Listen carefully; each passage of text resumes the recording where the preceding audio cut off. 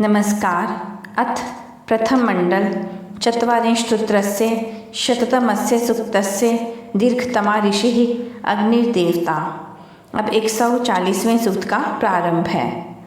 वेदी शदे प्रिय थामाय शुद्धते धासिम इव प्रभरा योनिमग्नय वस्त्रणेव वास्या मनमना शुचिं ज्योतिरथम शुक्रवर्णम तमोहनम।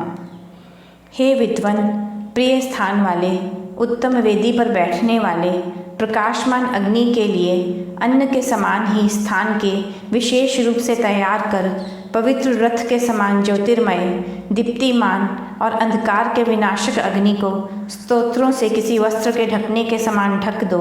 अर्थात जिस प्रकार उत्तम वस्त्र धारण करने वाले की शोभा में वृद्धि करते हैं, उसी प्रकार उत्तम शुद्ध स्तोत्रों से अग्नि को शोभायमान करते हुए वृद्धि करो। अभिद्विजन्म त्रिवृद्धनम रिज्यते संवत्सरे वा वृथे जगथमी पुनः अन्ये आसा जिह्वया जन्यो वृषा अन्य अन्येन वनीनो मृष्ट वार्णः। 2 काष्ठों के मंथन द्वारा उत्पन्न अग्नि 3 प्रकार के अन्नों को प्राप्त करता है, किंतु अग्नि के द्वारा भक्षण किया गया अन्न पुनः बढ़ जाता है। बलवान अग्नि मुख और जिह्वा की सहायता से जठराग्नि के रूप में अन्न के द्वारा बढ़ता है तथा समस्त दोषों की निवृत्ति करने वाला, निरंतर शुद्ध करता हुआ दावा अग्नि के रूप में जंगलों का विनाश करता है। कृष्ण प्लुतौ वे विजय अस्य सक्षिता उभा तरेते अभिमात्रा शिशुम प्राचा जिह्वम त्वस्यंतम कृष उच्चतमा साच्यम कुपयम वर्धनम पितुः।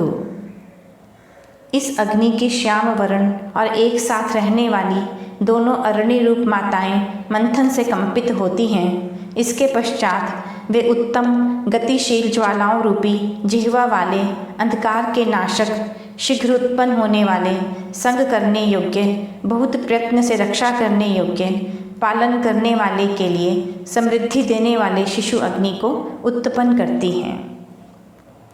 मुमुक्षुवो मन्वे मानवस्यते रघुध्रुवः कृष्णसितास ऊजुवः अस्मना अजिरासो रघुष्यदो वातजूता उपयुज्यंत आश्वः।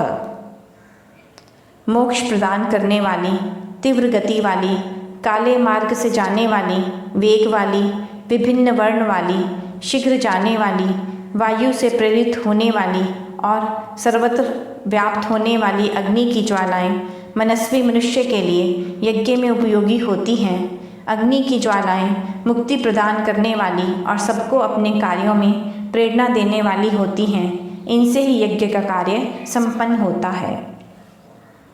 आदस्य ते ध्वस्यन्तो वृथे रते कृष्णम अभवं महिवर्पः करिकृतः यत्सिं महिम अवनिं प्राभि मर्मृषत् अभिश्वसन स्तननयन एति नानदत्। जिस समय अग्नि गर्जन करता हुआ और श्वास लेता हुआ गंभीर शब्द से आकाश को गुंजाता हुआ विस्तीर्ण पृथ्वी को सब ओर से स्पर्श करता हुआ जाता है, उसके पश्चात ही उसकी वे ज्वालाएं अंधकार का विनाश करके अंधकारपूर्ण जाने के मार्ग को अपने तेज से प्रकाशित करके बिना परिश्रम के ही सब ओर फैल जाती हैं। इसी प्रकार जो मनुष्य उत्तम गुणों को सब ओर से प्राप्त करता हुआ धर्म का अनुष्ठान करता है, वही मुक्ति को प्राप्त होता है। भूषण न योधि बुभ्रुषु नमनते ऋषेव पत्नी अभ्येति रोरुवत उजाय मानः तन्वश्च शुंभते भीमो न श्रृंगा दविधाव दुर्गृभिः।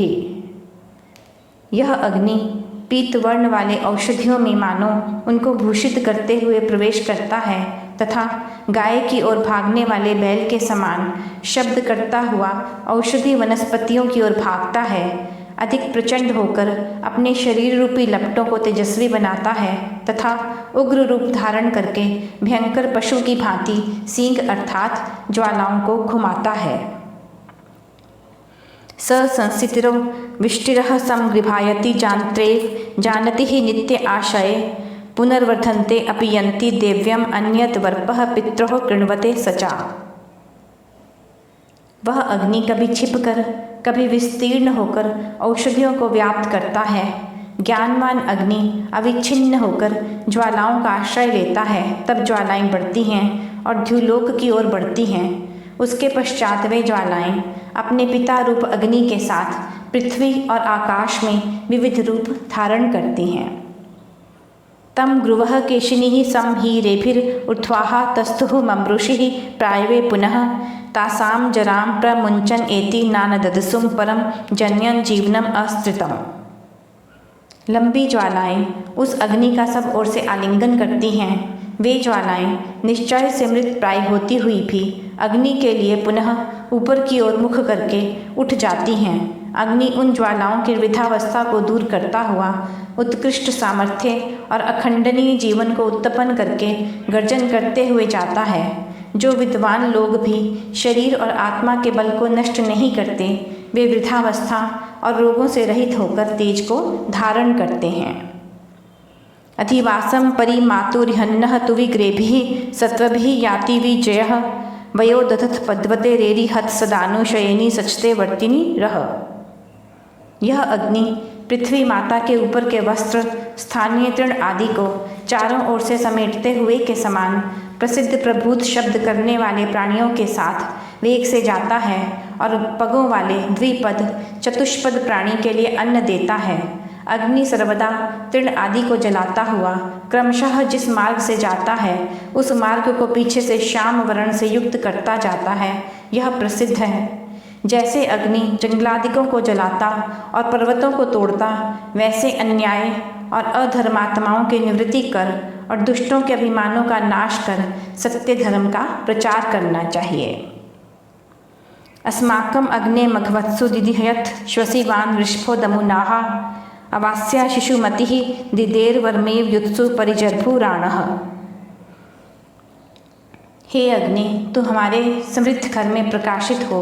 इसके अनंतर बलवान शत्रुओं को नियंत्रित करने वाला श्वास लेता हुआ तू बालपन का त्याग कर संग्राम के कवच की भांति बार बार हमारे शत्रुओं को दूर करके विशेष दीप्ति से देदीप्यमान हो उठ।